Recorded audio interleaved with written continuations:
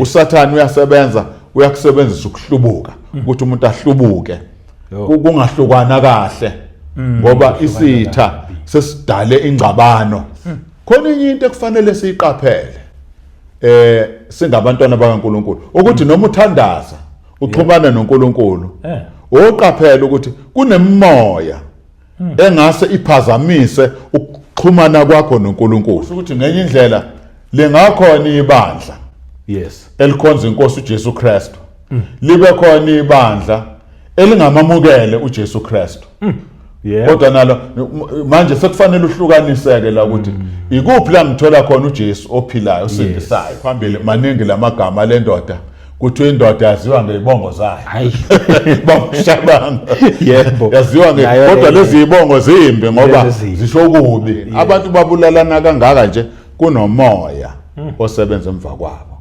ngoba khona umbulalo umoya ombulalo.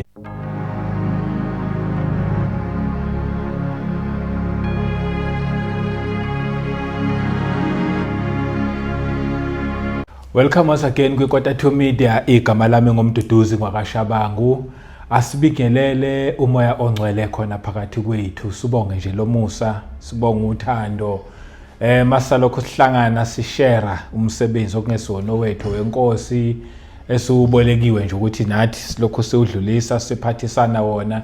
Sayibonga inkosi kakhulu. Ngiphinde ngibingelela abangcwele kwindawo zonke la kufinyelela nje khona le message mhlawumbe uyaqala ukuhlanda nale channel ngizothi ungasashintshi ungayindawo la ekhaya ke sikhuluma indaba nje ezimnandi indaba ezithinta umuntu kanye noNkulunkulu akukho kunye leli nje ikhaya lezwi ikhaya lobufakazi ikhaya eliphakamisa uJesu Kristu ukuthi uyinkosi nomsindisi akukho futhi okunye sikwaziyo ngaphandle kwalokho so ngiyabonga nje ukuthi nichoose le channel nokusubscribe nokulike nokucomenta okuhle channel members nesupport yonke nje abazalwane abayilethayo siyanibonga nonke indaweni zonke nemikhuleko siyabonga kakhulu inkosi inibusise nonke angedwa ke namhlanje nginomfundisi lapha umpostoli uTH Ncube nginaye ngisasihleli nje naye lapha impela nje ngithaya kasiphe nje okusemgodleni kwakhe athi kusherela nje impela nje naye uvumile wathi yebo impela ngibizele lokho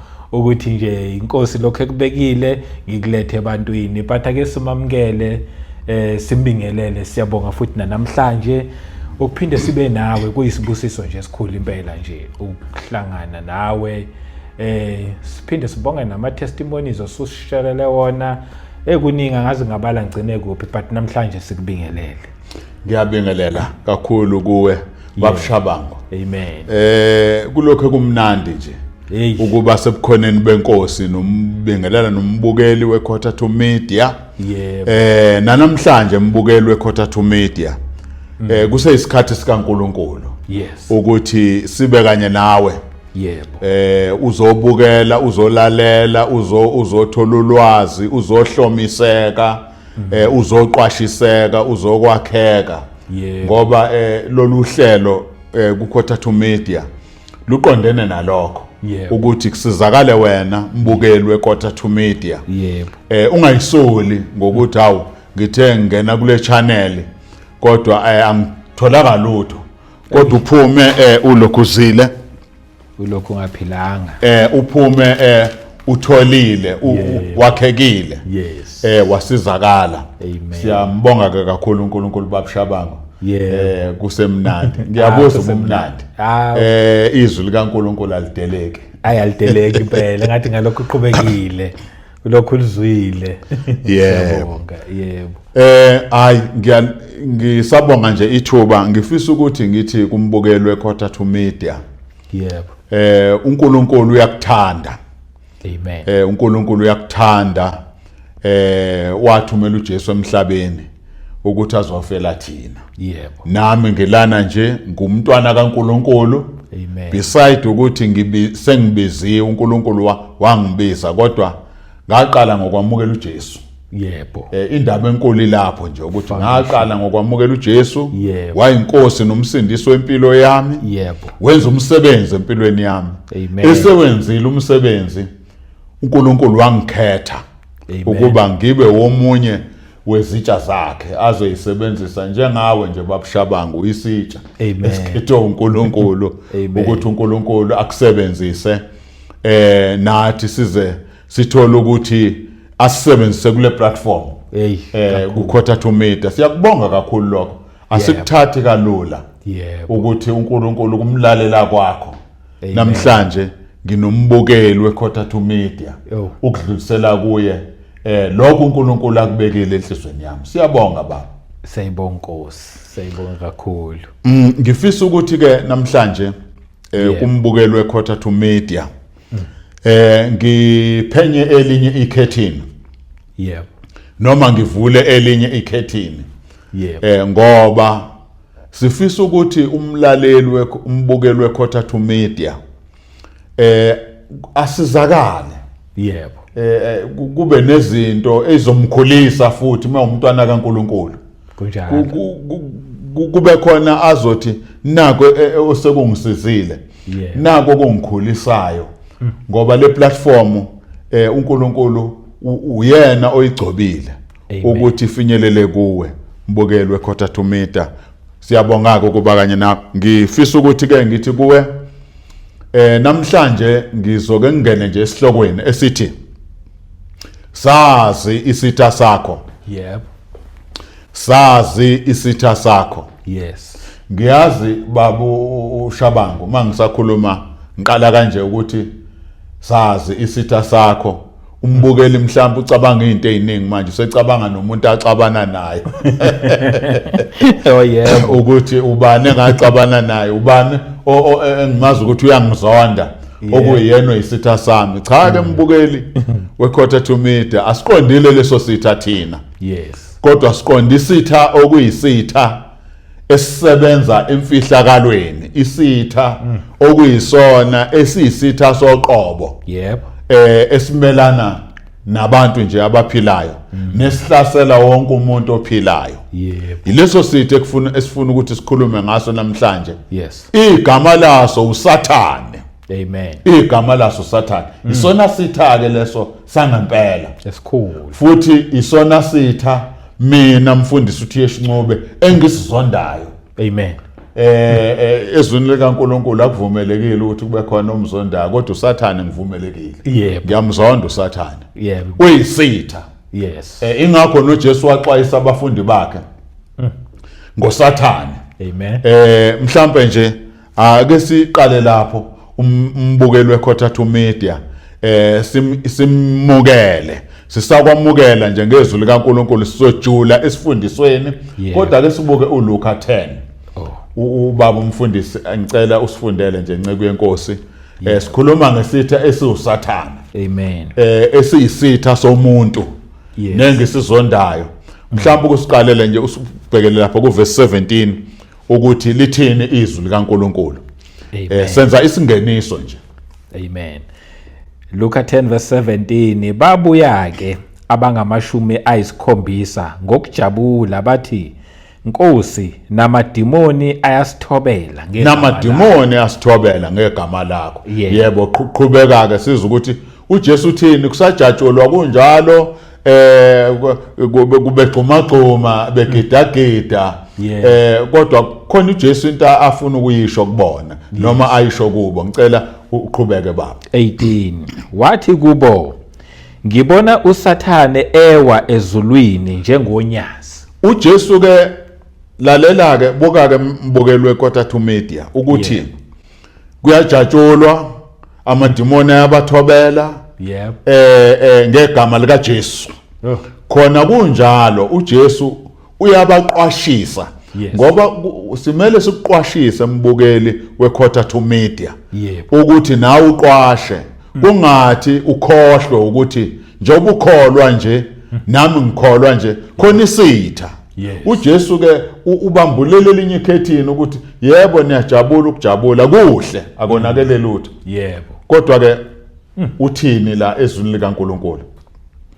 Ngiqhubeke. Yebo qhubeka. Uthi ngibona ngibona uSathane ewa ezulwini. Uthi uJesu ngibona uSathane. Yilesi sitha namhlanje mbukeli we Quarter to Media esizokhuluma ngaso esabona uJesu isitha sabantwana bakaNkulunkulu uthi ngibona uSathane. Yebo.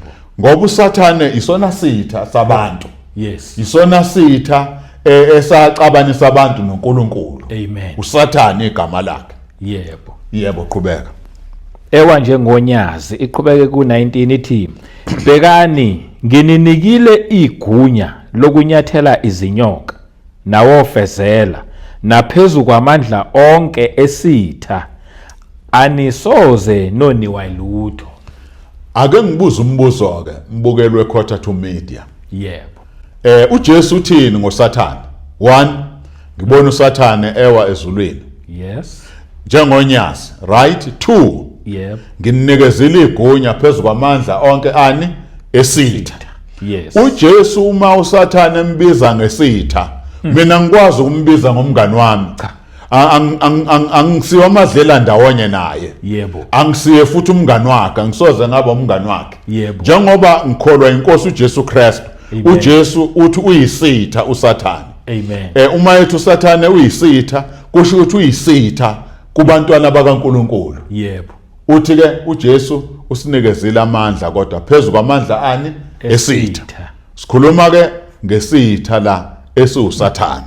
Yebo. Ake sibukeke ukuthi uSathane njengoba eyisitha, masifunda lapha encwadini kaJobe, ngicela ukusiyele nje encwadini kaJobe ukuthi lesi sitha ukuze umbukeli weQuarter to Media akwazi ukusiqonda lesi sitha, akwazi ukusibona lesi sitha. Lapha kuJobe uchapter 1 uverse 6 kuya kuverse 10 ngifuna ukuthi siyibuke nje baba umfundisi uShabango nombukeli weQuarter to Media ukuthi sikhuluma la ngesitha. Isitha esikhona futhi asikhulumi ngesitha singekho. Sikhona la emhlabeni. Yebo. Ngoba kuthiwa sawezulwini njengani? Njengonyazi. Usekhona ke la emhlabeni. Yebo, qhubeka ke baba usifundele. Jobe 1 verse 6. Kwathi ngelinye ilanga kwafika amadodana kaNkulunkulu phambi kukaJehova. Yebo. Kwafika noSathane phakathi. Kwafika nobani? NoSathane. Uyabona kulesi sikhathi babushabango umbukeli weQuarter to Media. Yebo. Amadodana kaNkulunkulu. Yes. Afanele wona ukuthi avele kuNkulunkulu ngoba kuthiwa amadodana kabani? kaNkulunkulu. Kodwa sekukhona naleli visita elingamenyiwe. Sekukhona nalo ongayitholanga invitation card ukuthi naye ufanele ukuvela la. Ligama lakhe lo uSathane. Amen. uSathane uhlasela abantu abangabantwana bakaNkulunkulu noma kuphi. Amen. Uthi ke noSathane naye waqhamuka naye. Yebo, qhubeka ke baba. Ithi ku verse 7 uJehova wayesethi kuSathane uvelaphi na? Sathane uvelaphi na? uSathane wamphendula uJehova wathi ekuzuleni emhlabeni nasekuhamba hambeni kuwo.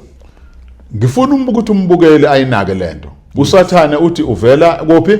Ekuzuleni. Hayi ekuzuleni ezulwini. Khumbula ukuthi ezulwini waxoshwa. Yes. Ezulwini waxoshwa. Uthi uvela ekuzuleni kuphi? Emhlabeni. La siphila khona mina nawe mbukeli weQuarter to Media. NoSathane uzula khona.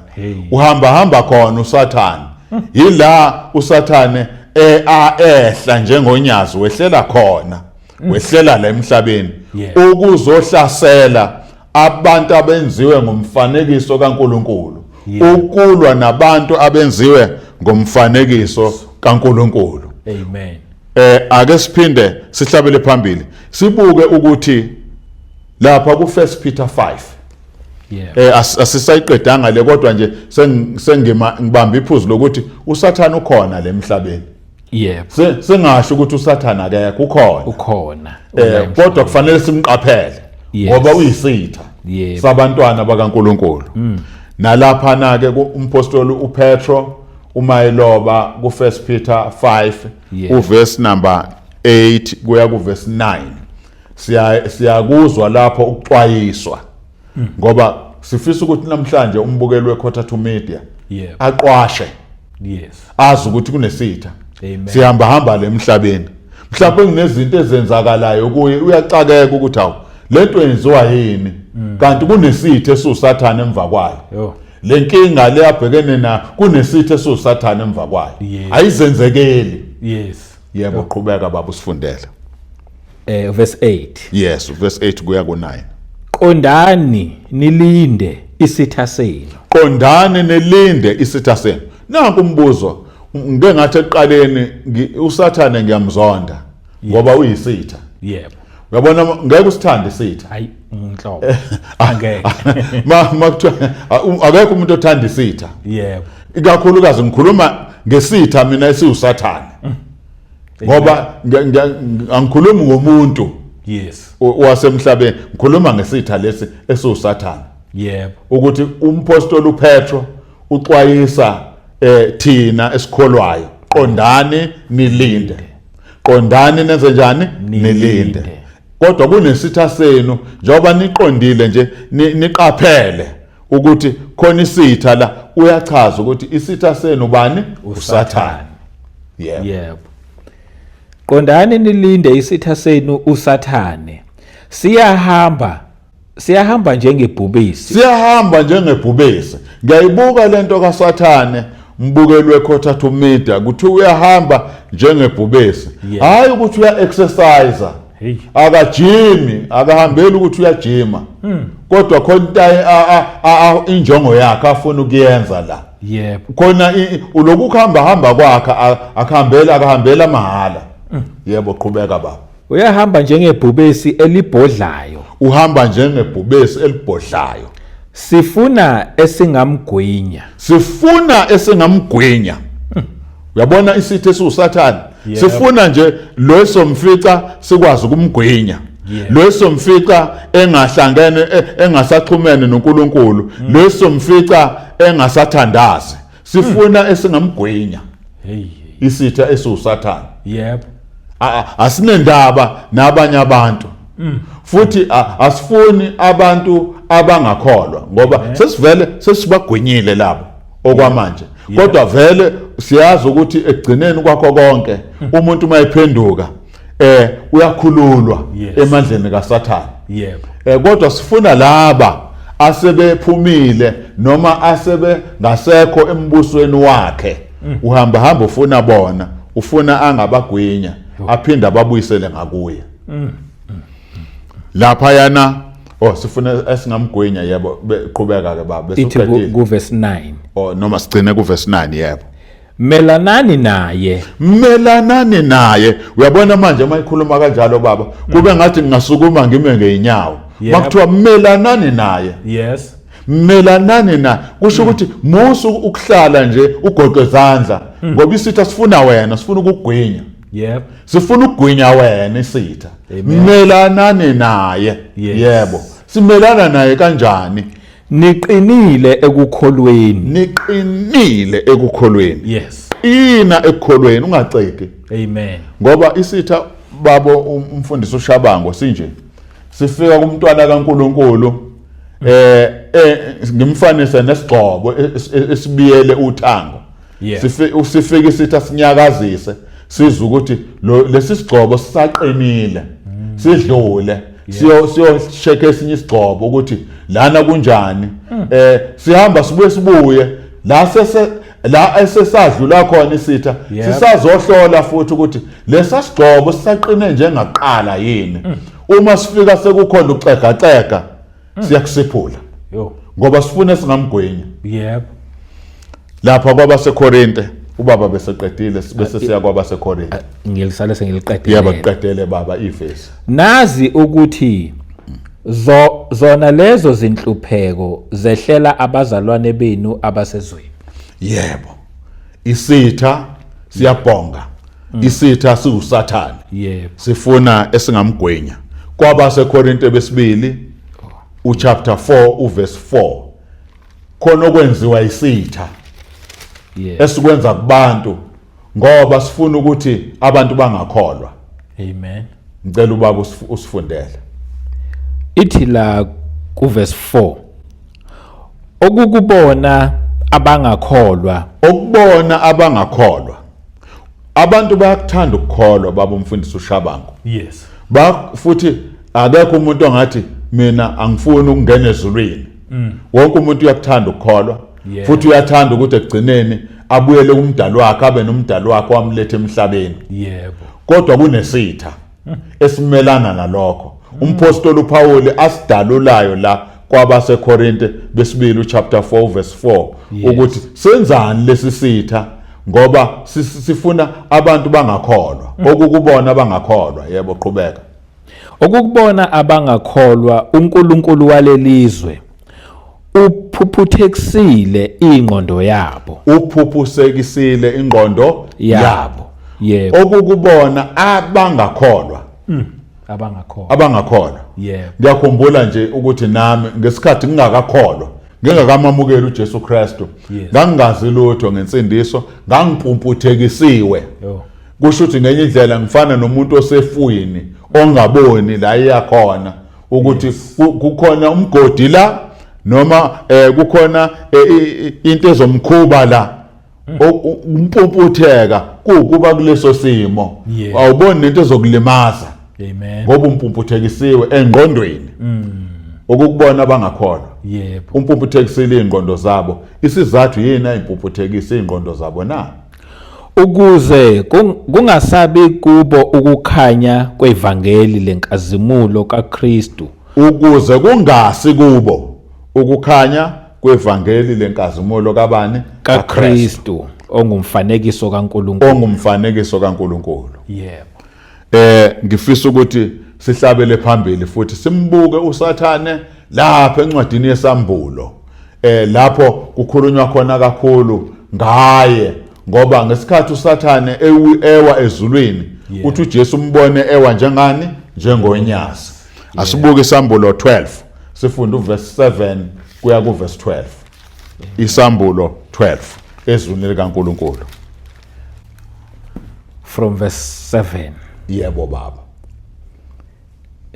Ithi ke ihloko sakhona uMikhayeli ulwa noDrago. uMikhayeli ulwa noDrago. Sisazobe sichaze futhi indaba kaDrago nje ngokuhamba kwesikhathi nombukeli weQuarter Media ukuthi leli gama uDrago lichaza ukuthini ngeemvelweni kaSathane. Kodwa ke silifunde nje ngalendlela okwamanje. Amen. Verse 7. Kwase kuba khona ukulwa ezulwini. Kwaba khona ukulwa kuphi? Ezulwini. First time ukuthi ezulwini kube ne-war, kube nempi ezulwini. Lokho kwasemaphakadeni kwangakaze kuliwe ezulwini. Kodwa ngoba sekuvukele indoda ewuSathane, kwaba khona ukulwa ezulwini. Njengoba uSathane aqala impi le ezulwini, kwaba khona ukulwa ezulwini. Nalemhlabeni usebenzisa lo moya ukuthi abantu balwe, abantu babulalane, izizwe zivukelane, izwe nezwe lilwe nelinye. Yaqala lapha lento yakhe, imvelo yakhe ukuthi asuse isixakaxaka, asuse isiphithiphithi. Kwaba khona ukulwa, zashayana ngezifuba ezulwini, zadudulana zayale ngoba ingelosi enkulu uMikhayeli inamandla. Zadudulana, zangqubuzana, zayale kwaba khona ukulwa ezulwini. Kuliwa ngenxa kabani? KaSathane. Yebo. Yebo, qhubeka baba. Ithi uMikhayeli nezingilosi zakhe balwa noDrago. uMikhayeli nezingilosi zakhe balwa noDrago. noDrago walwa nezingilosi zakhe. noDrago naye uSathane khumbula baba umfundisi uShabangu ukuthi ukuhlubuka kwakhe akathandanga ukuhlubuka yedwa. Wafaka umoya kwezinye izingelosi wahlubuka nazo. Kusho ukuthi noSathane ngale useneqembu lakhe. Kukhona izingelosi zikaNkulunkulu ezilalela uNkulunkulu, oMikhayeli nezinye izingelosi. noSathane naye usenama supporters akhe. Usenempi yakhe. Yabahlubuki kodwa. Yebo. Ngoba uSathane usebenza kakhulu futhi ngomoya okuhlubuka.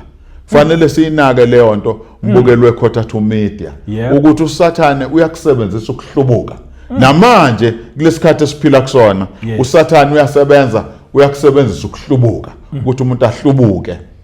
Kungahlukana kahle ngoba isitha sesidale ingcabano, sesidala isiphithiphithi. Sikhonza siyibandla singabantwana bakaNkulunkulu, kwadaleka isiphithiphithi. Kwadaleka impi. Yebo. Ngento engekho ngoba khona isithe esiusathane esihlaselayo. Khumbula kuthiwa siyahamba sifuna esingamgwenya. Yebo. Kodwa qondani nilinde. Yes. Nimelane naye. Yebo, qhubeka baba. Ithi ku verse 8, kepha kabaze banqoba nendawo yabo kayabe isafunyanwa ezulwini. Zathi mayigadlana ezulwini, zathi mazilwa zidudulana, engathi ngiyabuka baba uShabangu ngizakhela isithombe ukuthi zake zadudulana zadudulana zayele makukhona utshani kwaqothuka utshani ngoba kwakuliwa kwangadlalwa kwasaphaka udaka.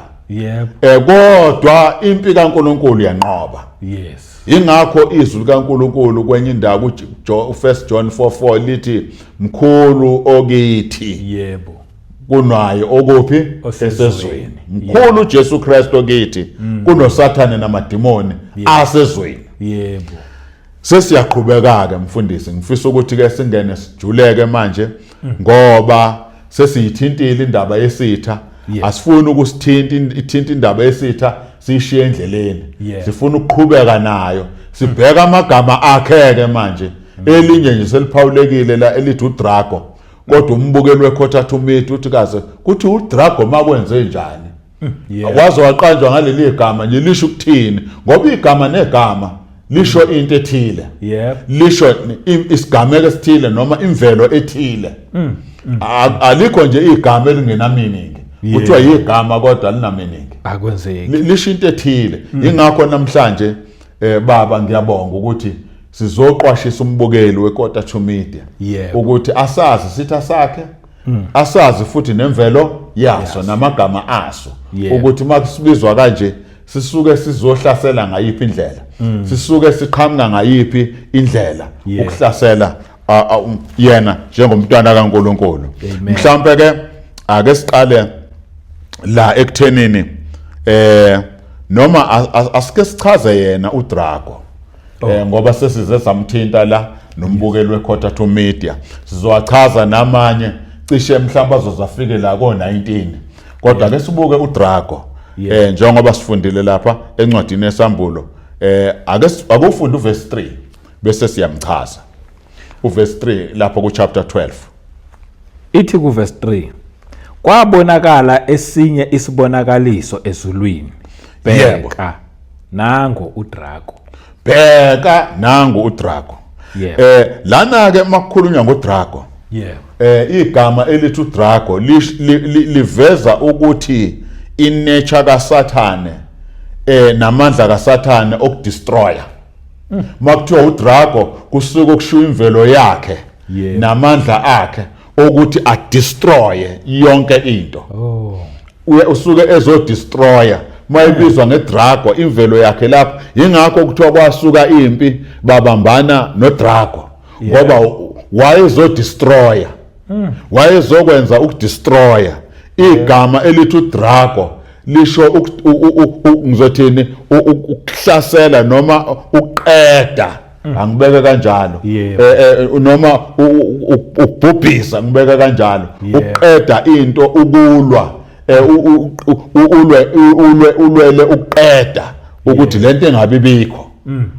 Ingakho ke kuthiwa kwasuka impi babambana naye uDrago ngoba wayisebenzisa imvelo yakhe ukuthi uzolwa nalezi ingelo sayiqede. Kodwa zanqoba. Engikuthanda ukuthi zanqoba. Amen. Sesiqala kahle ke manje siyalapha eqaleni sibuka ke ukuthi amagama kaSathane maswabheka la ezulwini likaNkulunkulu waxoshwa ezulwini wona ezulwini kuningi uSathane akwenza ukuze axoshwe ezulwini. Ake sibuke unumber 1 sifundi lapha le ebesibuka manje kaDrago bekucishe sesihambe ibanga kodwa ke siqale nje nayo phansi kuZakhariya chapter 3 uZakhariya chapter 3 verse 1. Sifuna ukudalula uSathane nemsebenzi yakhe ngoba isitha esibhekene naso akusisi isitha senyama, isitha esiwumuntu kamoya, isitha esaxoshwe ezulwini sehliselwa la emhlabeni, wehlela la emhlabeni uSathane. Asifundeni ke uZakaria uchapter 3 sithole amagama akhe uSathane. Sithi ihloko uJoshua umpristi omkhulu ephambi kwengelosi kaJehova. uJoshua la umpristi omkhulu. Yebo. La encwadini kaZakaria ekukhulunywa ngayo.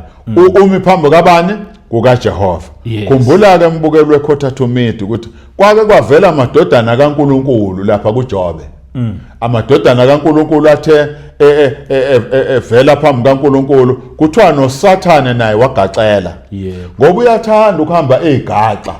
Naye la engadingekile khona ayigaxa ngoba unemission yakhe. Kunemission uSathane ahamba nayo afuna ukuzoyifeza. Kodwa ngabantu abadalwe uNkulunkulu. Amen. Yebo qhubeka ke ba. Verse 1.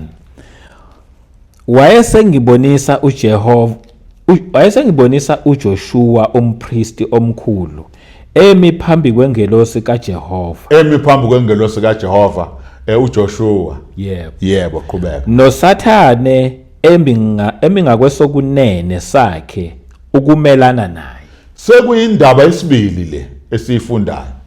Ngalena sibona amadodana kaNkuluNkulu noSathane naye wenza njani? Wangena. Yebo. Nalana futhi sibona ubani umpristi ubani? uJoshua. Yebo. Emi phambi kukabani? KukaNkuluNkulu. Yes. Khona enye into ekufanele siyiqaphele singabantwana bakaNkuluNkulu ukuthi noma uthandaza uxhumana noNkuluNkulu oqaphela ukuthi kunemoya engase iphazamise ukuxhumana kwakho noNkuluNkulu. Kunemoya ofanele umelane nayo. Kunamadimoni okufanele umelane nayo ukuze ukuxhumana kwakho noNkulunkulu kungavimbeki. Yebo. Ake ngikufakazele lokho ngezwi likaNkulunkulu. Kusakhuluma lokho. Noma singezolifunda kodwa lapha encwadini kaDaniel sithola ukuthi uDaniel wazila izinsuku ezu21. Yebo. Ezilokudla. Impendulo ayifikanga ngosuku lokuqala. Yebo. Yafika ngosuku luka 21. Uma ifika ingelosi izomchazela isilethe impendulo ithi cha Daniel. Yebo. Ungamangali wena ukuthi yini impendulo ideleye kangaka engathi isuka ezweni elikude yaphuza ukufika kuwe kwenziwe yini. Usiyachaza ingelosi ithi cha wena Daniel ngosuku lokuqala wakhuleka ngalo kusho ukuthi ehofisini lika Baba uNkulunkulu ezulwini yaphuma impendulo kodwa kuthiwa yavimbeka emkhathini. Yebo. Yavimbeka emkhathini impendulo. Yes. Ivinjwa yini na? Ivinjwa amadimoni emkhathini. Yebo. Ngaleyo ndlela ngiqonda ukuthi baba umfundisi uShabangu nombukeli wekhotha to media simele siqaphele. Yes. Ukuthi isithe esiuSathane kumele simelane naso. Yebo. Even ngisho emthandazweni uxhumana noNkulunkulu wazi ukuthi njengoba uxhumana noNkulunkulu nje nesitha naso siyangena sifuna ukinterferisha sifuna ukuphazamisa inetwork. Yebo. Ya ukuthi inetwork ibe phuwa. Ngoba inetwork mayiphuwa akuzwakali kahle kuyahlohloza. Yebo. Ma inetwork iphuwa. Yebo. Manje kufanele siqaphele ukuthi lokho kwenziwa yini isitha esiuSathane. Yebo baba ngicela usiphindele. Verse 1. Yebo. Wayesengibonisa uJoshua umpristi omkhulu emi phambi kwengelosi kaJehova. Emi phambi kwengelosi kaJehova. NoSathane emi ngakwesokunene sakhe ukumelana naye. uSathane injongo yakhe ukumelana. Uzomelana naye. Yebo. Futhi ngibuka ukuthi kwenziwa yini akhethe sokunene. Ukhetha nendawo azoqhamuka ngakuyona ukuthi angime ngapha ngoba uzomelana nomntwana kaNkulunkulu. Uzomelana nomuntu oxhumana noNkulunkulu. Uzomelana nomuntu okwipresence. Yebo. Kusho ukuthi sifanele siqaphele baba umfundisi uShabangu ukuthi na kwipresence uSathane uyafuna ukungena adidise. Yebo. Enza ididisa ukuthi kusekwipresence kaNkulunkulu nesitha sifuna ukungena. Yebo. Sifake okwaso. Yebo. Kufanele siqwashe siqaphele. Amen. Lana ke igama elithi uSathane yilona kufanele silibuke la ukuthi kuze kuthiwa uSathane nje ingane ngokwesiHebheru lisho ukuthi omelanayo nezwi likaNkulunkulu selichazile lisho ukuthi omelanayo futhi ovimbayo iopposer omelanayo adversary futhi uyiopposer umelana nayo yonke into uyamelana nemkhuleko yabazalwane uyamelana nabazalwane abashumayela ivangeli uyamelana nomyalezo kaNkulunkulu uSathane uyamelana leli gama eliSathane lisho ukuthi uyamelana mbukeli weQuarter to Media amen sibuke leli elithi devil ngoba nalo likhona eBhayibhelini ukuthi yini ukuze kuthiwe udevil abazalwane bake babusha impela edini womunye noma ngeke ngithi abazalwane ake ngithi nje especially umuntu osuke engaqondile legama ukuthi lisho ukuthini athi komunye hey udevil wena yebo akushiwo abazalwane kushiwo umuntu osuke engesi umntwana kaNkulunkulu ngoba thina siyakholwa asikwazi ukubiza omunye ngobani ngodevil cha lisho ukuthini leli gama elithi devil na yebo liyavela kaningi ngesiGreki lithi diabolos okusho ukuthi umuntu ongumhlebi nomuntu omelanayo nomuntu ommangalelayo ummangaleli kwenye indawo lithi izwi kaNkulunkulu wehliselwe emhlabeni ummangaleli wabangcwele yebo ommangalelayo omelanayo futhi ummangaleli wabantwana bakaNkulunkulu ingakho ebizwa ngokuthi udevil imvelo yakhe mayisebizwa ngalelo gama okwazi ukuthi uzomelana nawe njengomntwana kaNkulunkulu uzokuhleba futhi uzokumangalela yebo udevil ke ubizwa kanjalo kuthiwa udevil bese siya kuleli gama elithi uLucifer ngoba khona igama awayenalo engakabizwa ngokuthi uSathane noma engizothini engakacabani noNkulunkulu uLucifer yebo elisho ukuthi indodana yokusa okhanyayo ngoba phela ukhumbula ukuthi uSathane eqaleni wayebizwa ngaleli gama kuthiwa uLucifer ngoba wayema ebukhoneni bukaNkulunkulu waye omunye weingelosi zikaNkulunkulu futhi kuthiwa okhanyisayo yonke le experience uSathane ayenayo ngalena phambi kukaNkulunkulu manje kuyi-opposition sekuyamelana akusesikho lokho ayeyikho manje usesebenza embusweni obumnyama umbuso wakhe sewumbuso obumnyama ayikho into ekhanyayo ngoSathane yebo kodwa ke kwenye indawo izwi likaNkulunkulu awusivulele kwabaseKorinte besibili uchapter 10 yebo noma chapter 11 usivulele kwabaseKorinte besibili uchapter 11 awusiqalele nje kuverse 1 baba ke sizwe ukuthi lithini izwi likaNkulunkulu Ihloko sakhona ukuziphendulela kaPauli ngomsebenzi wakhe nangezinhlupheko ezamvelela ekushumayeleni kwakhe.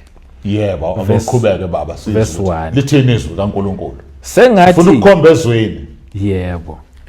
Sengathi ningangibekezelela ebuwuleni obuyingcosana. Yebo, ngibekezeleleni. Yebo, qhubeka baba. 2 Ngokuba ngiyanishisekela ngokushisekela kaNkulunkulu. Ngiyanishisekela ngokushisekela kaNkulunkulu. Yebo, qhubeka. Ngokuba nganendisela endodeni eyodwa. Nganendisela endodeni eyodwa, yebo. Ukuba nginiyise kuKristu niyintombi emhlophe. Nginiyise kuKristu niyintombi enjani? Emhlophe. Ninobungcwele, yebo, qhubeka. 3 Kepha nginovalo lokuthi njengalokho inyoka yamkhohlisa uEva ngobuqili bayo. Yamkhohlisa inyoka uEva ngobuqili bayo, yebo.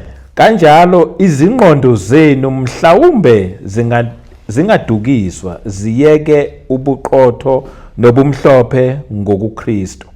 Yebo, qhubeka baba. 4 ngokuba uma kufika umuntu eshumayela omunye uJesu, Makufika umuntu eshumayela omunye uJesu.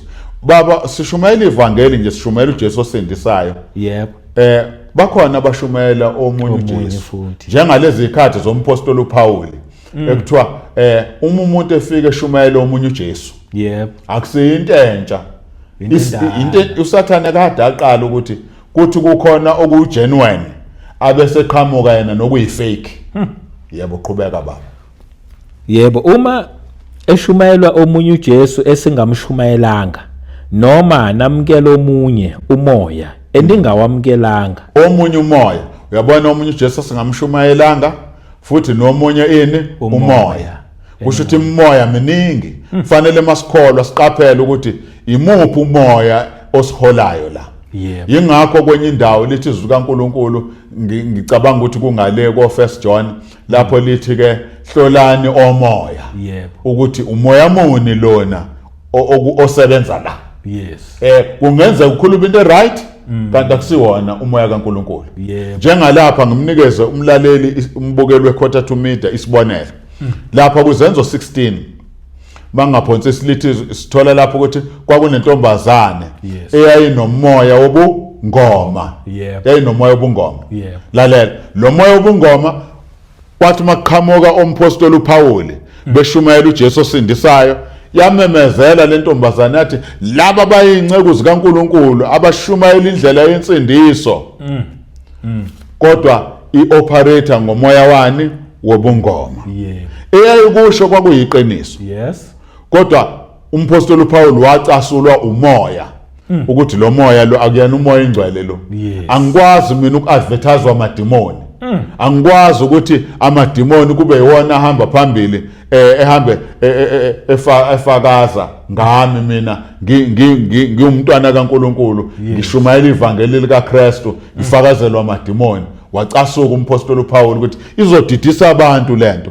Lo ukhuluma into okuyiyona kodwa manje umoya okuyo akuwona lona. yebo, Nansi inkinga. Abanye babambeka lapho mfundisi. Babushabangu babambeka ekuthenini ushumayela yena uJesu. Yeah. Noma ukhuluma ngayo uJesu.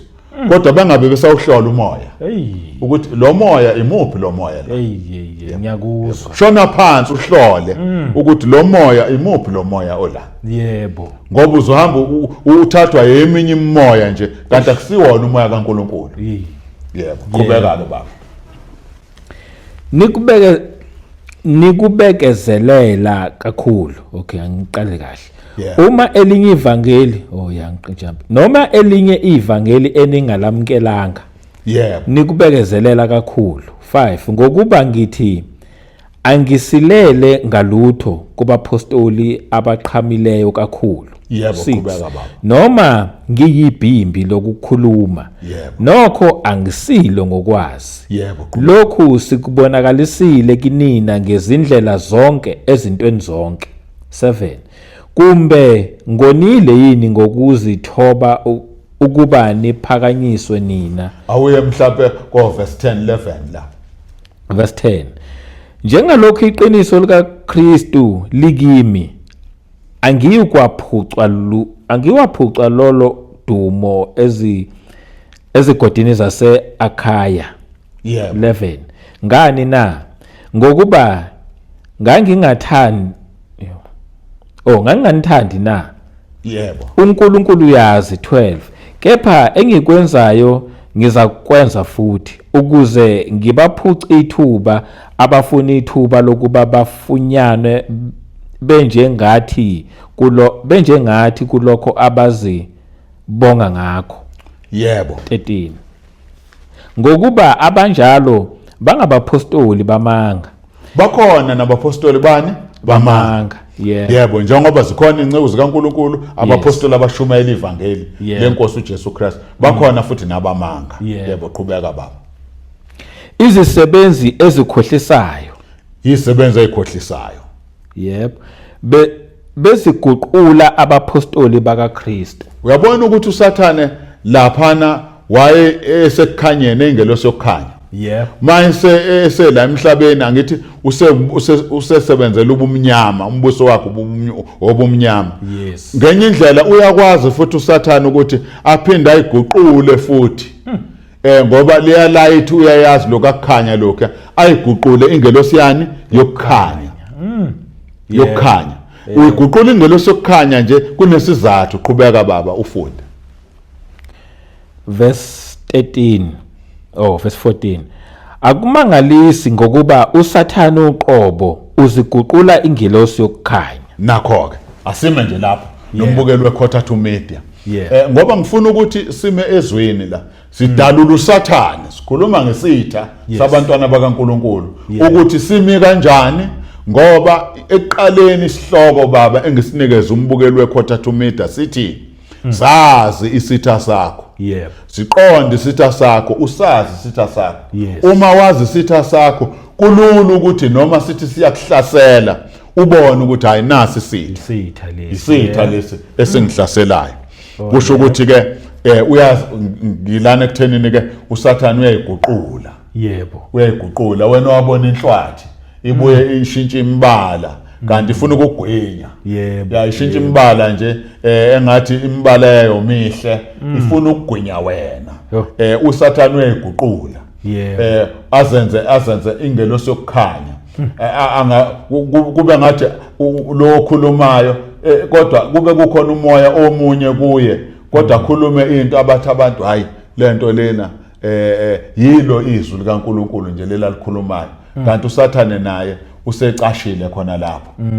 Ufuna ukuzenza ingelosi yokukhanya. Khona afuna ukubagena. Usebenzisa ama strategies amaningi uSathane. Babushabanga. Akasebenzisa indlela eyodwa. Akanayo indlela eyodwa yokudukisa abantu noma ukudestroy impilo zabantu. Usebenzisa izindlela eziningi. Ngoba injongo yakhe ukuthi abantu bahlukane noNkulunkulu, bafe balahlwe, abanye bengasaphendukanga, abanye bengasamamukelanga uJesu. Yebo. Ngoba uSathane ubeyiguqula ingelosi yokukhanya. Kusho ukuthi ngenye indlela lengakhona ibandla. Yes. Elikhonza inkosi uJesu Kristu. Libe khona ibandla elingamamukele uJesu Kristu. Kodwa nalo manje sekufanele uhlukaniseke la ukuthi ikuphi la ngithola khona uJesu ophilayo osindisayo.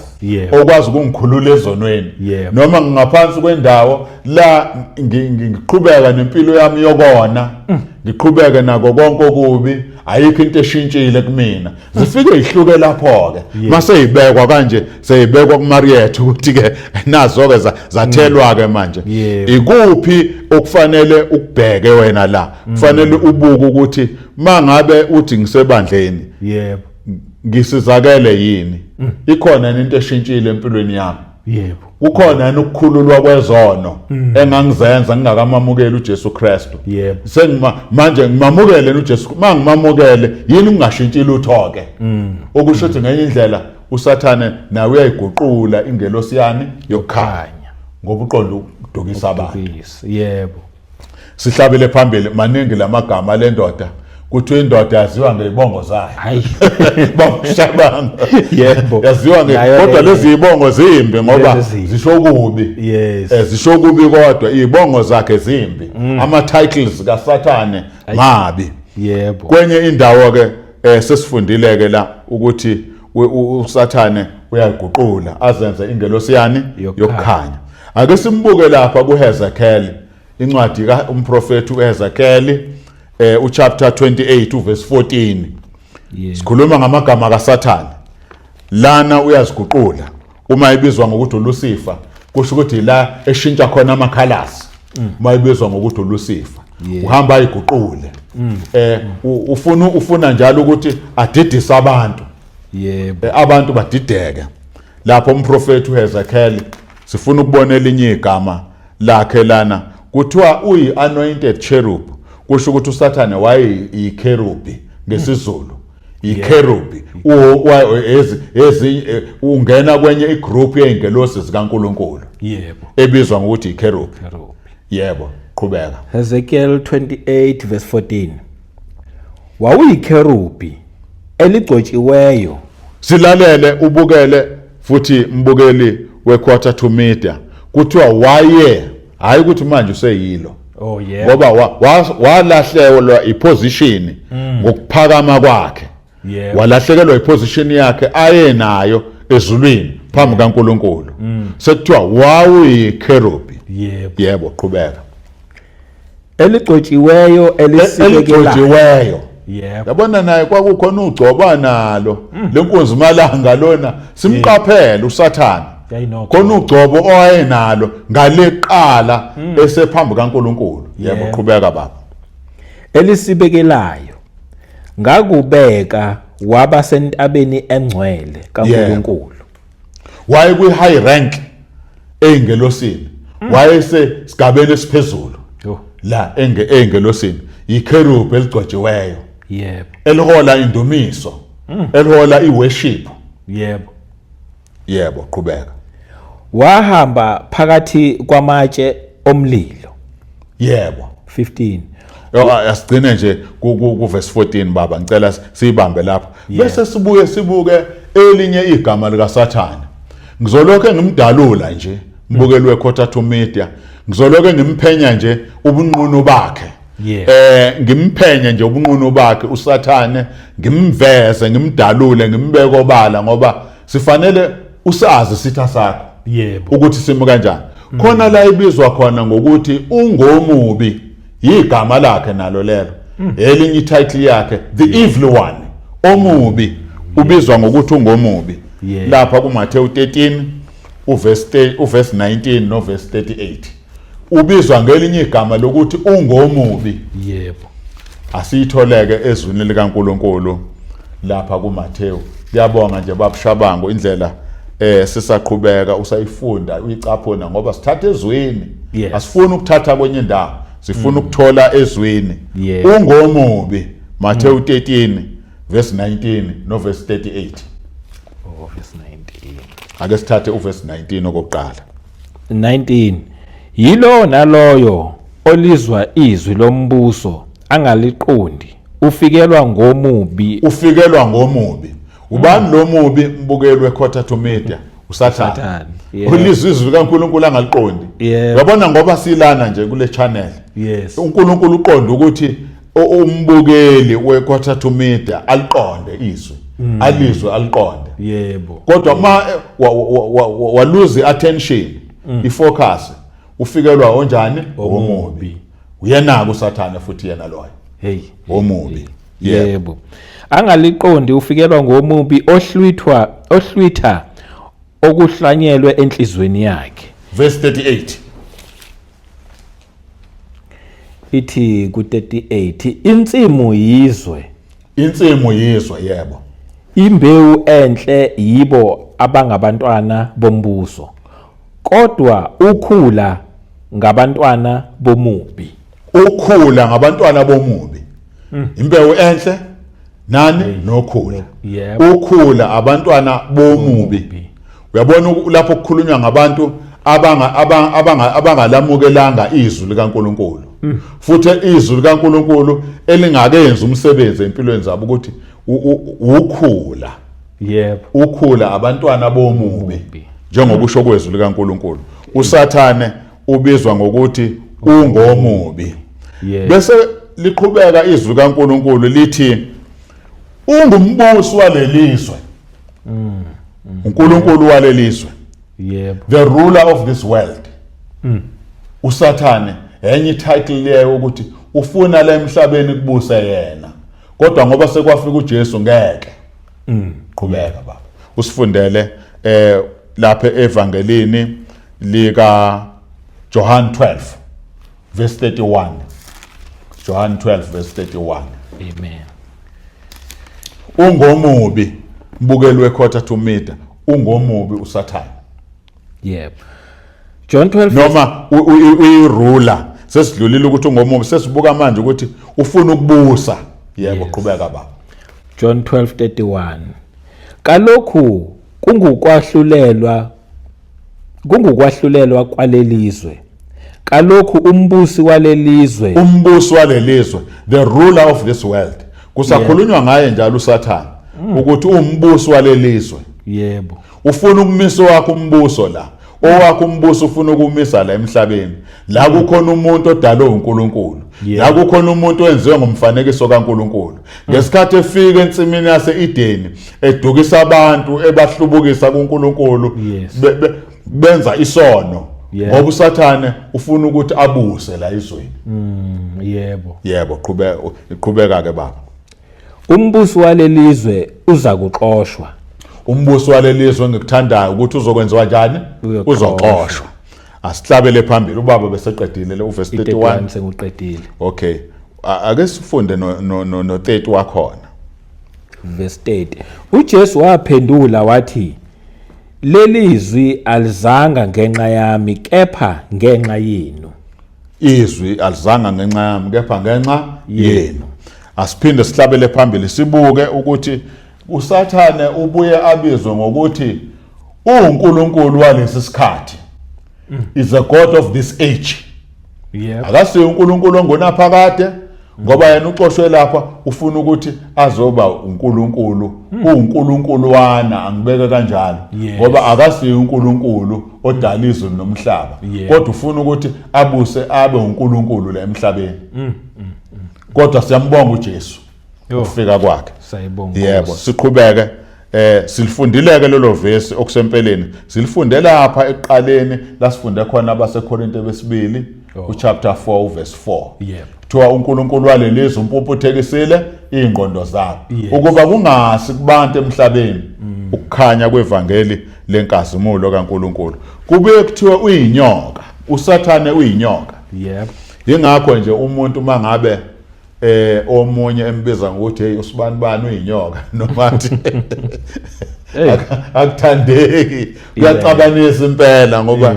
ukubiza ngento embi ukubiza kabi uma ethi uyinyoka uSathane ke kuthiwa uyinyoka yebo amen lapha kuGenesis chapter 3 verse 1 inyoka yayinobuqili kunazo zonke inyoka yayinobuqili yebo uyabona makuthiwa umuntu uyinyoka kusho ngenye indlela kusho ukuthi unani unobuqili unobuqili yebo uSathane kodwa oyinyoka enobuqili ngoba wadukisa abantu kodwa umoya wakhe uyasebenza ezama ukuthi abantu baphile impilo yobuqili enza abantu baphile impilo yobuqili sihlabele phambili sibuke ukuthi sikhuluma ngoSathane la idrago sesi simzwile ukuthi uma idrago usuke enzani ake simbuke makuthiwa umangaleli isambulo 12 verse 10 yebo uSathane ummangaleli isambulo 12 verse 10 ummangaleli verse 10 yebo ngase ngizwa izwi elikhulu ezulwini lithi kalokhu insindiso namandla nobukhosi ngokukaNkulunkulu wethu yebo nombuso ngokaKristu wakhe yebo ngokuba uphonswe phansi ummangaleli wabazalwane bethu uphonswe phansi yebo abamangalelayo phambi kukaNkulunkulu wethu imini nobusuku uSathane usebenza 24/7 mina ummangaleli wabazalwane imini nobusuku ingakho kufanele nathi sihlale sisemthandazweni yebo impela sinike isikhathi sokuthandaza kube nesikhathi osihlelayo umntwana kaNkulunkulu ukuthi ngesikhathi esithile kumele ngithandaze amen ngoba ummangaleli yena ulokho eqhubeka emangalela abantwana bakaNkulunkulu ummangaleli yebo siphinde futhi simbheke uSathane ubizwa ngokuthi umlingi lapha kuMathewu 4 verse 3 ku verse 3 kwafika umlingi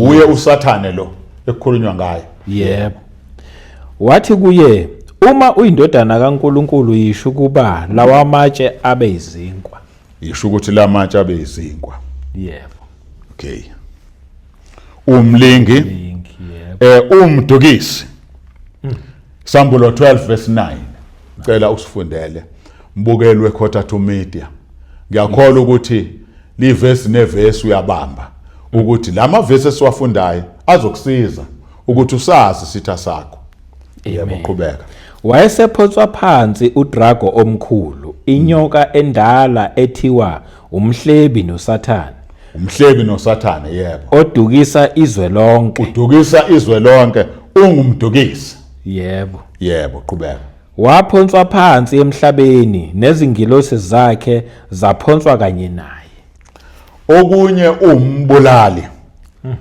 John 8 verse 44 ivangeli ngokuka John chapter 8 verse 44 ungumbulali uSathane yebo sifuna nje siloke simphenya ngapha simveza ngapha yebo qhubeka baba 44 nina ningaba kayihlo uSathane yebo nithanda ukwenza izinkanuko zikayihlo yebo yena wayengumbulali wabantu kwasekuqaleni abantu babulalana kangaka nje kunomoya osebenza emva kwabo ngoba khona umoya wombulali owenza ukuthi kube khona ukubulalana siphinde futhi simphenye simbuke kwenye ingxenye simbuke ukuthi uSathane ungumqambi manga yebo igama lakhe elinye umqambi manga khona lapha kuJohn 8 verse 44 kuzovela lapho baba uphinde usifundele 44 nina ningabakayihlo uSathane nithanda ukwenza izinkanuko zikayihlo yena wayengumbulali wabantu kwasekuqaleni akemi eqinisweni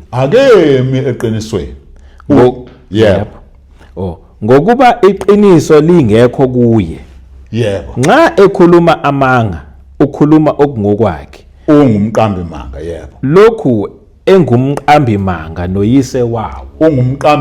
noyise wawo hey indaba enkulu lena babushabanga ukuthi amanga noyise wawo ukhona ubaba wamanga nje uSathane umqambi manga noyise wamanga okusho ukuthi ngayindlela kufanele uqaphele nomuntu okholwayo ukuthi hey angingabe umuntu oqamba amanga la angikhuluma iqiniso ngoba mangiqamba amanga kusho ukuthi manje sengithi ubaba wami ile ndoda le ndoda emnyama ngoba uyumqambe manga noyise wawo the minute uqala nje uqamba amanga usulanda kuloyise kumele siqaphele le ndoda le embi kumele siqaphele amen uSathane futhi ubuya abizwe ngokuthi ungumoni ngoba phela waqala ukona lephezulu ezulwini ungumoni lapha ku 1 John 3 verse 8 amen 1 John 3 verse 8 isono safika ngaye yebo qhubeka baba usifundele owenza isono ungokaSathane owenza isono ungokaSathane yebo qhubeka ngokuba uSathane uyona kwasekuqaleni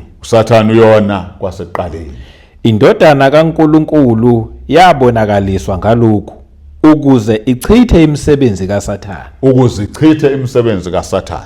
yebo siphinde futhi simbheke lapho uSathane kuthiwa uBelzebub elinye igama lakhe okusho ukuthi umbuso wamadimoni njoba amadimoni ehlupha abantu kangaka nje asifundeni ke kuMathewu 10 uverse 25 ezwini likaNkuluNkulu Mathewu 10 verse 25 sikhuluma ngoSathane sithi kuwe mbukeli weKothathu Media sazi isitha sakho sazi isitha sakho ukuthi sime kanjani sihlasela kanjani futhi sihlome ngani yonke leyo nto kufanele siyazi ukuthi isitha sakho sime kanjani njengabantwana bakaNkuluNkulu amen yebo ngicela usifundele baba kumanele umfundi abe njengomfundisi wakhe nenceku ibe njengenkosi yayo yebo uma bebizile umninindlu ngokuthi uBelzebube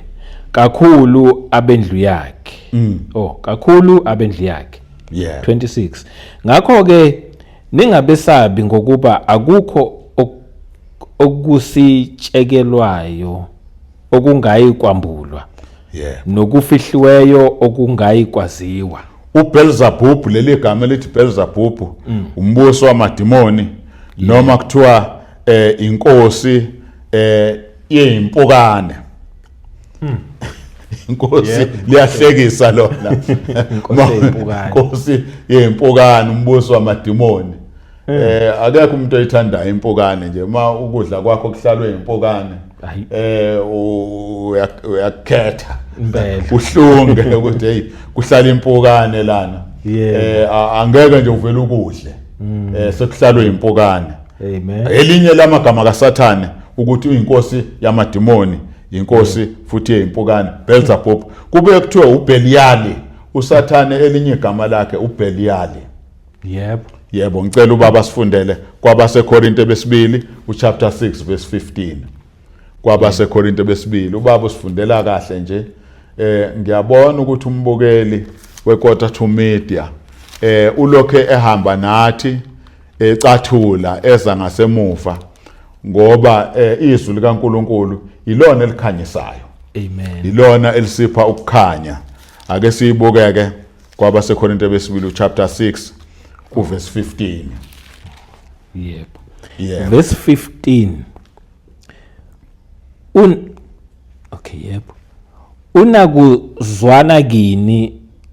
Unakuzwana kuni uKristu noBeliali na? NoBeliali na.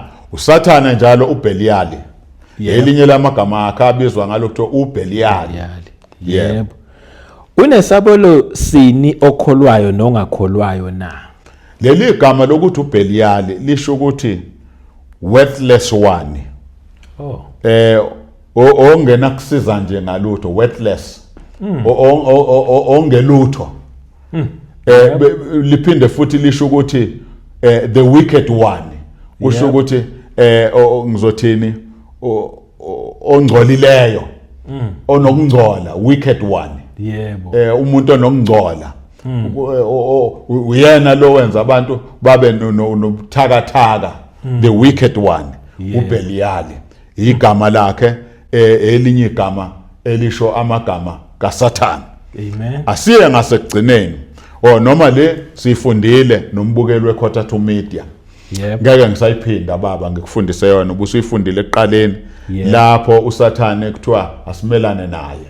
Unjengebhubesi lapha ku First Peter uchapter 5 verse 8. Kuthiwa nimelane naye niqinile, nimelane noSathane ngoba uSathane kuyabiza ukuthi simelane naye. Kuyabiza mfundisi ukuthi nombukeli weKota to Media singavele simvumele ukuthi a destroy impilo zethu, alimaze impilo zethu, alimaze mhlambe nemndeni yethu. Kumele simelane naye, melana naye mbukeli weKota to Media. Amen. Ake siye egcineni nje sifunde isambulo 2 verse 13.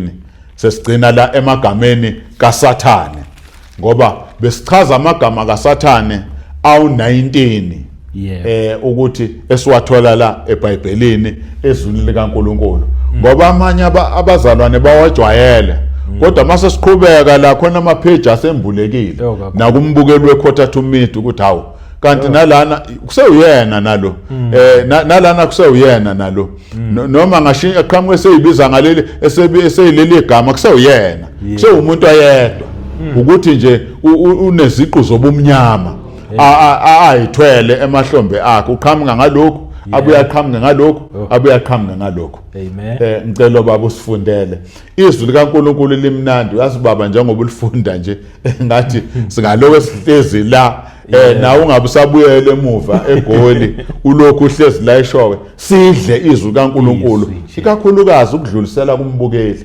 weKota to Media ngoba ukudlulisa izwi ukufundisa mina kuyisibusiso esikhulu ngoba usuke ukhanyisa izwi likaNkuluNkulu usuke wenza ukuthi umntwana kaNkuluNkulu noma abantwana bakaNkuluNkulu kube nezinto abazothi uyazi bengingazi la kodwa manje sengizwile izwi likaNkuluNkulu kanti lingixwayisa ngalokho izwi likaNkuluNkulu kanti lingiqwashisa la ukuthi angibheke la makungesikona lokho angibheke lokho mangasikona lokho angibhasobhe lokho ngoba manje ugcwele umlaleli weKota to Media omunye nje uyasho ukuthi hawu kanti sengimtholile kanti nje kanti uye lo bengikade ngingazi ukuthi uye loqhamuka kanje uye lo wenza ukuthi ilokho kukhona le platform ye Quarter to Media ukuthi umlaleli adle umlaleli ahlonyiswe ngezwi likaNkuluNkulu. Ngicela usifundele baba ekugcina nje ivesi lokugcina. Isambulo 2 verse 13. Verse 13 yebo. Ngiyazi lapho wakhe khona. Yebo. Lapho kukhona isihlalo sobukhosi sika Sathane. Ngiyazi lapho wakhe khona. Kodwa indawo errong le site owakhe kuyo. Engabe wawisikelo ubani? Wakusikela le site la wakhe khona manje. Yebo. Kunesihlalo sobukhosi sikabani? Sika Sathane. Uyaxwayisa njalo uJesu. Khona ibandla lixwayisayo la mfundisi liphi leli bandla lixwayisayo athi ngiyazi lapho wakhe khona ngoba kunalama bandla ayisikhombisa awanikeze umbiko ngalinye naleli uyalixwayisa ngendlela alibona ukuthi likuyo. Yebo iliphi leli baba phezulu mawubuka khona laseLaodiceea khona ehlukene khona amabandla ahlukehlukene mhlambe isihloko sakhona ukuze umlaleli simnikeze isibonelo. Uverse 8 la uthi nakuyo ingelosi yebandla laseSmina loba ukuthi loba ukuthi yebo nakho okushiwo oqala nokugcina yebo owayefile kepha osephila uthi ngiyakwazi ukuhlupheka kwakho nobumpofu bakho. Yebo qhubeka. Kanti ucebile nenhlamba yabathi bangabaJuda bengesibo. Khona abathi bangabaJuda bengesibo. Ngifisa ukuthi futhi umbukelo weQuarter to Media ayinake lento.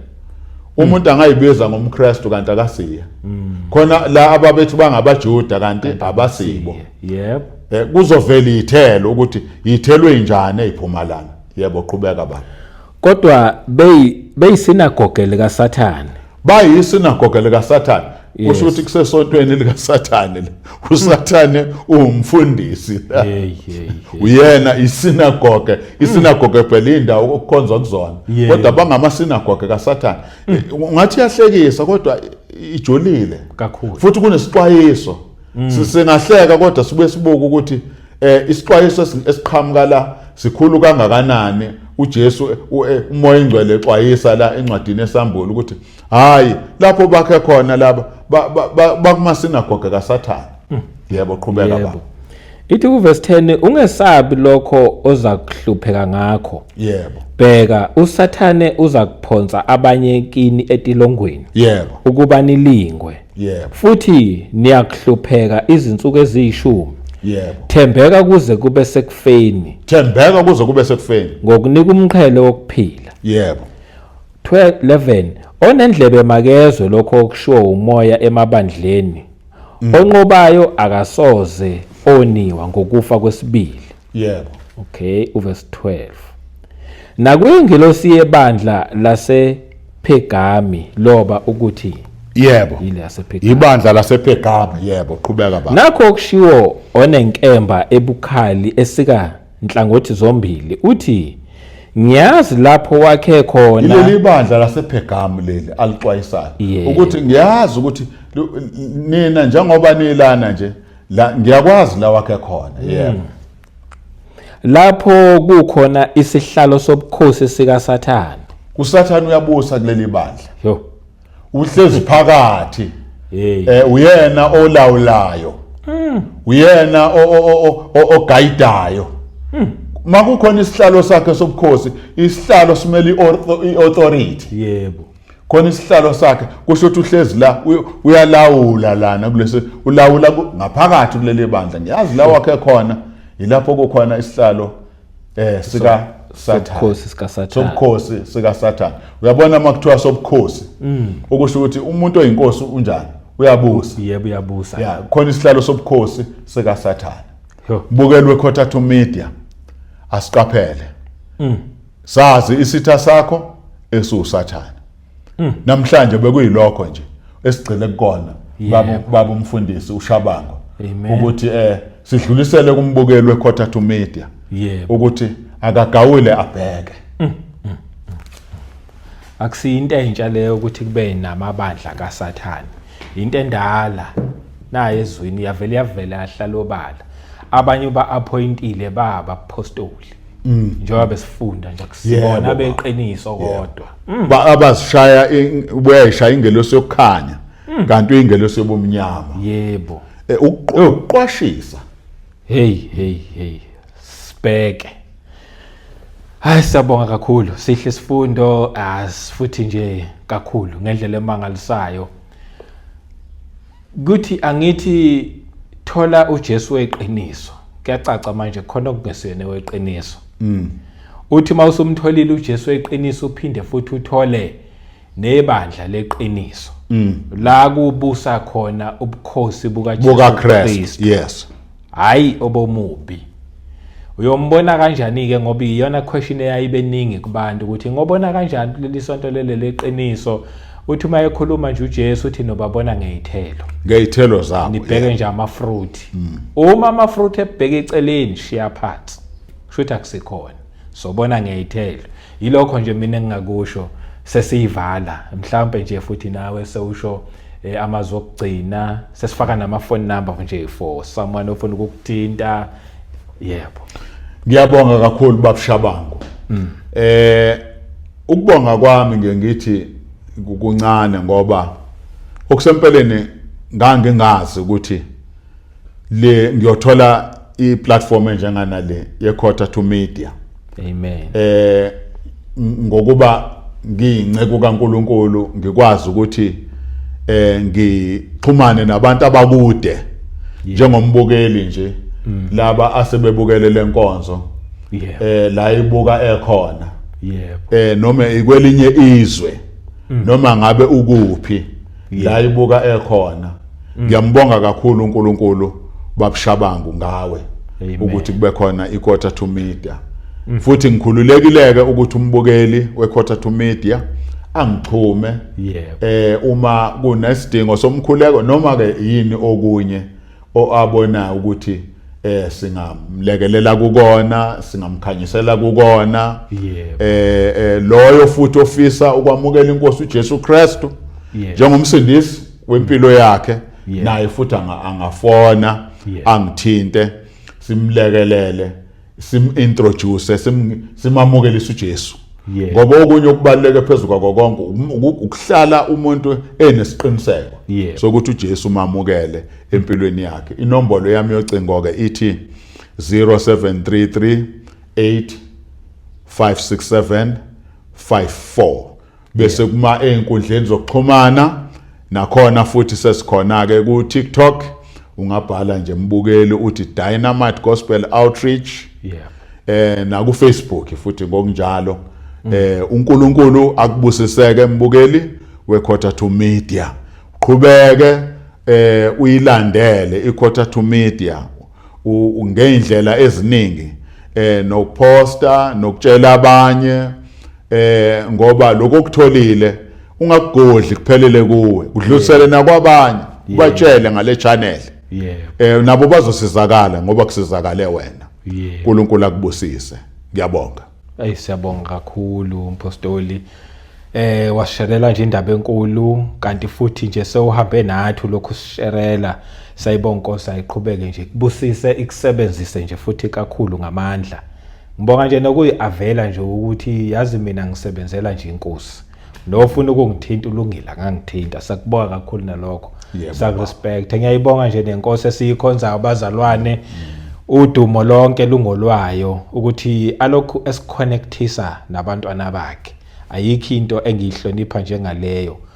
Dumo ngempela ngolwayo ngoba mina angibaza abantwana bayo kodwa yona ilokho ingikhona isiconnectisa nje nabantwana bayo nje. So lonke udumo silidlulisela kuyona sidumisa yena sibonga yena ubaba wethu owadala amazulu nomhlaba okuyena ophila kuyinguna phakade. Sanibonga nonke emakhaya inkosi inigcine inibusise kwizindawo zonke. Sesibongile futhi nakumfundisi ngomusa wenkosi uJesu Kristu. Asiphinde futhi ihlangane kwivideo elandelayo. Amen.